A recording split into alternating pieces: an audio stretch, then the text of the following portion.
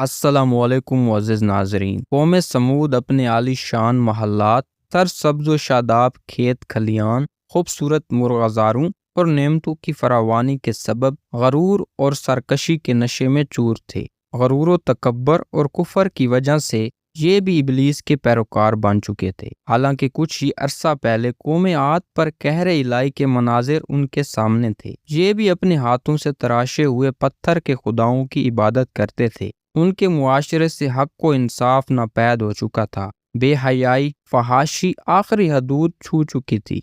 مقدس انسانی رشتوں کا احترام ختم ہو چکا تھا۔ رقص و سرور، عیش و عشرت، شراب و شباب ان کی زندگیوں کے لازمی جز بن چکے تھے۔ ایسے میں اللہ تعالیٰ نے اس قوم ہی میں سے ایک خدا ترس اور بہت نیک انسان حضرت صالح علیہ السلام کو نبوت کے منصب پر فائز فرمایا۔ قرآن کریم میں ارشاد ربانی ہے، اور ہم نے قوم سمود کی طرف ان کے بھائی حضرت صالح علیہ السلام کو بھیجا۔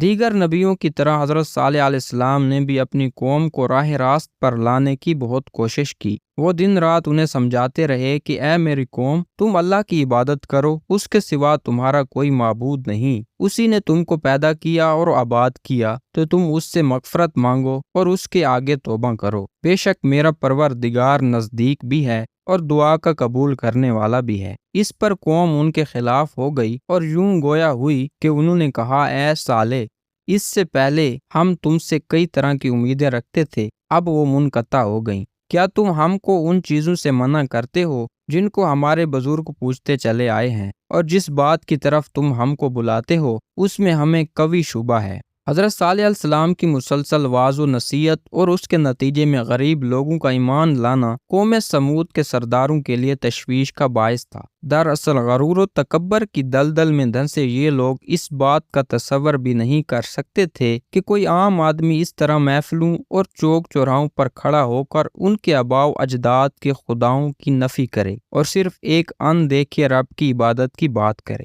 چنانچہ اس مسئلے کا حل ڈھونڈنے کے لیے سب سردار سر جوڑ کر بیٹھے، اور پھر متفقہ طور پر ایک نتیجے پر پہنچنے کے بعد انہوں نے حضرت صالح علیہ السلام کو بلایا اور کہا، اے صالح، اگر تم اللہ کے سچے پیغمبر ہو تو ہم کو کوئی ایسا معجزہ دکھاؤ جسے دیکھ کر ہمیں تم پر یقین آ جائے۔ حضرت صالح علیہ السلام نے فرمایا، اے میری قوم کے لوگوں، تم کیا معجزہ دیکھنا چاہتے ہو؟ انہوں نے کہا کہ ہم چاہتے ہیں کہ یہ جو سامنے چٹان ہے، اس میں سے ایک ایسی اونٹنی برآمد ہو جو گبن ہو، بچہ دے، ہم سب کے لیے دودھ مہیا کرے، اور اس میں فلاں فلاں خوبیاں ہوں۔ حضرت صالح علیہ السلام نے ان سے فرمایا، اگر میں تمہاری شرط پوری کر دوں تو کیا تم اللہ پر ایمان لے آؤ گے؟ انہوں نے جواب دیا، ہاں، ہم تمہارے رب پر ایمان لے آئیں گے۔ حضرت صالح علیہ السلام نے اللہ تعالیٰ کے حضور گڑ گڑا کر دعا فرمائی اور اپنی قوم کی فرمائش پوری کرنے کی التجا کی۔ اللہ تعالیٰ نے اپنے نبی کی دعا قبول فرمائی، اور دیکھتے ہی دیکھتے چٹان شق ہو گئی، اور اس میں سے ایک طویل القامت خوبصورت اونٹنی برآمد ہوئی، جس میں وہ سب خوبیاں تھیں جن کی قوم سمود نے فرمائش کی تھی۔ یہ منظر دیکھ کر قوم سمود لاجواب ہو گئی۔ اس موقع پر قوم کے سرداروں میں سے ایک سردار چند ساتھیوں کے ساتھ ایمان لے آیا، لیکن اکثریت اپنی ہٹ دھرمی پر قائم رہی اور اسے جادو کا کمال ظاہر کرتی رہی۔ اس موقع پر حضرت صالح علیہ السلام نے اپنی قوم سے فرمایا، اے میری قوم، یہ اللہ تعالیٰ کی بھیجی ہوئی اونٹنی ہے جو تمہارے لیے ایک معجزہ ہے۔ اب تم اسے اللہ کی زمین میں چھوڑ دو اور اسے کسی طرح کی تکلیف نہ دینا، ورنہ اللہ کا عذاب تمہیں فوری پکڑ لے گا۔ اونٹنی اور اس کا بچہ سارا دن نخلستان میں چرتے رہتے تھے۔ سب قبیلے والے پیٹ بھر کر اونٹنی کا دودھ پیتے، لیکن وہ کم نہ ہوتا۔ حضرت صالح علیہ السلام نے کنویں کے پانی کو بھی تقسیم کر دیا تھا۔ ایک دن اونٹنی پانی پیتی تھی اور ایک دن سمود کے لوگ۔ جب اونٹنی پانی پینے آتی تو وہ کنویں کا سارا پانی پی جاتی۔ قرآن کریم میں اللہ تعالیٰ نے فرمایا ہے، صالح علیہ السلام نے اپنی قوم سے کہا، دیکھو یہ اونٹنی ہے، ایک دن اس کی پانی پینے کی باری ہے اور ایک معین روز تمہاری باری، اور اس کو کوئی تکلیف نہ دینا، نہیں تو تم کو سخت عذاب آ پکڑے گا۔ کچھ ہی عرصے بعد قوم سمود کو اونٹنی کی موجودگی کھٹکنے لگی۔ انہیں اپنے ہرے بھرے نخلستانوں میں آزادی سے گھومتی یہ اونٹنی ایک آنکھ بھی نہ بھاتی تھی، اور جب وہ یہ دیکھتے کہ اپنی باری آنے پر اونٹنی ایک ہی سانس میں پورے کنویں کا پانی پی جاتی ہے تو وہ حیران ہو کر اسے جادو سے تشبیہ دیتے۔ آخر کار شیطان کے اکسانے پر انہوں نے اونٹنی سے جان چھڑوانے کی تدابیر سوچنی شروع کر دیں، اور اس کا ایک ہی حل تھا کہ اسے ہلاک کر دیا جائے، مگر کیسے؟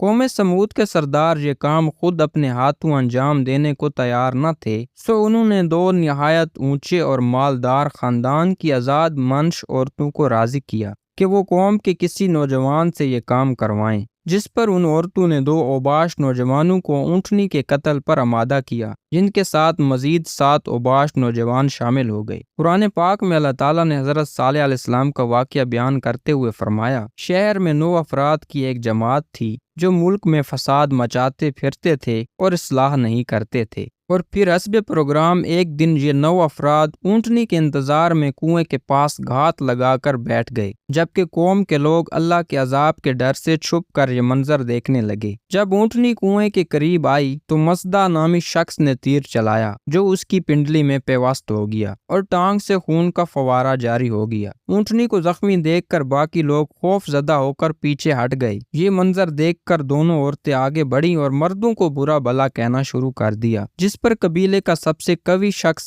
قدار بن سالف آگے بڑھا اور تلوار کے ایک بھرپور وار سے اونٹنی کی کونچیں یعنی پچھلے پاؤں کے اوپر کا حصہ کاٹ ڈالا۔ اونٹنی شدید زخمی ہو کر زمین پر گر پڑی اور ایک زوردار چیخ ماری۔ اسی حالت زخمی اونٹنی کو گھیرے میں لے کر اس پر نیزوں اور تلواروں کی لاتعداد وار کیے گئے، جس سے وہ ہلاک ہو گئی۔ ادھر اس کا بچہ بھاگتا ہوا پہاڑوں پر چڑھا اور چیخیں مارتا غائب ہو گیا۔ ایک روایت یہ بھی ہے کہ ان درندوں نے پیچھا کر کے اسے بھی مار ڈالا۔ اونٹنی کے قتل کے بعد جب لوگوں نے دیکھا کہ کوئی عذاب نازل نہیں ہوا تو وہ مارے خوشی کے دیوانے ہو گئے اور جشن مناتے ہوئے چیخ چیخ کر حضرت صالح علیہ السلام کو چیلنج کرنے لگے کہ تم جس عذاب سے ڈراتے ہو اسے لا کر دکھاؤ۔ قرآن پاک میں ارشاد ربانی ہے، آخر انہوں نے اونٹنی کی کونچیں کاٹ ڈالیں اور اپنے پروردگار کے حکم سے سرکشی کی اور کہنے لگے، صالح جس چیز سے تم ہمیں ڈراتے تھے، اگر تم اللہ کے سچے پیغمبر ہو تو اسے ہم پر لے آؤ۔ اونٹنی کے قتل کی خبر سن کر حضرت صالح علیہ السلام آپ دیدہ ہو گئے اور فرمایا، اس بد نصیب قوم کو اب اللہ کے عذاب سے کوئی نہیں بچا سکتا۔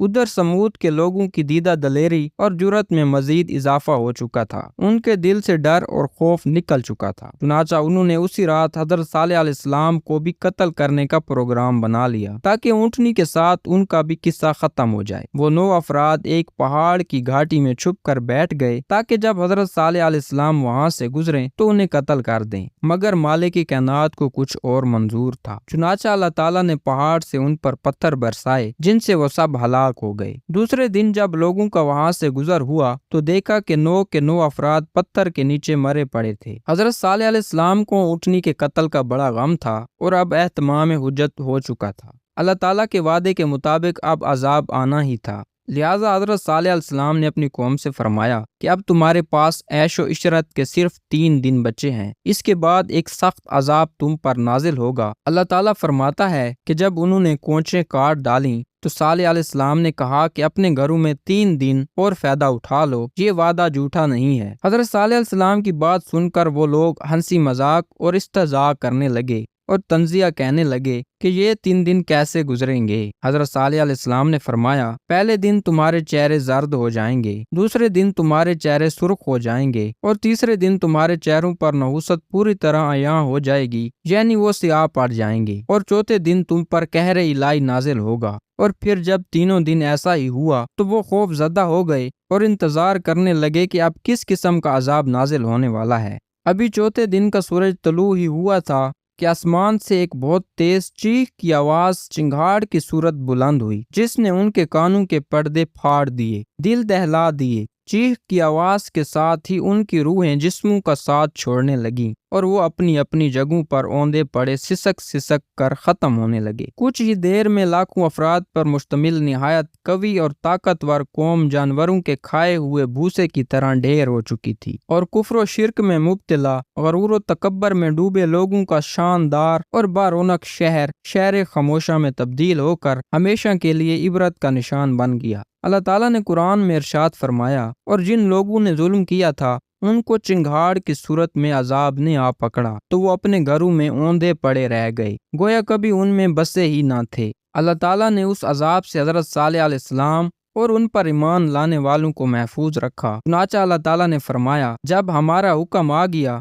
تو ہم نے حضرت صالح علیہ السلام کو اور جو لوگ ان کے ساتھ ایمان لائے تھے ان کو اپنی مہربانی سے بچا لیا اور اس دن کی رسوائی سے محفوظ رکھا۔ بے شک تمہارا پروردگار طاقتور اور زبردست ہے۔ مسند احمد میں حضرت ابن عمر سے مروی ہے کہ 9 ہجری میں رسول اللہ صلی اللہ علیہ وسلم تبوک جاتے ہوئے وادی سمود سے گزرے تو آپ صلی اللہ علیہ وآلہ وسلم نے اس ویران اور اجڑی جگہ کو دیکھ کر صحابہ کرام سے فرمایا یہاں سے جلدی گزر چلو اور اگر پانی کی ضرورت ہو تو صرف اس کنویں کا پانی استعمال کرو جس سے حضرت صالح علیہ السلام کی اونٹنی پانی پیتی تھی۔ بعض صحابہ نے دوسرے کنویں سے پانی لے کر آٹا گوندھ لیا تھا۔ آپ صلی اللہ علیہ وآلہ وسلم نے اسے پھینکوا دیا۔ اس عرصے میں آپ صلی اللہ علیہ وآلہ وسلم مسلسل توبہ استغفار کرتے رہے۔ پھر نبی کریم صلی اللہ علیہ وآلہ وسلم نے اپنے اصحاب کو منع فرمایا کہ قوم سمود جو عذاب سے ہلاک ہوئی ان کے گھروں اور بستیوں میں نہ جائیں، اور فرمایا کہ مجھے خوف ہے کہ کہیں تم کو بھی وہی عذاب نہ پہنچ جائے جو ان کو پہنچا تھا، لہذا ان کے پاس نہ جاؤ۔ ابن کثیر کے مطابق حضرت صالح علیہ السلام کا انتقال 280 برس کی عمر میں ہوا۔ مفسرین میں اس پر مختلف آراء ہیں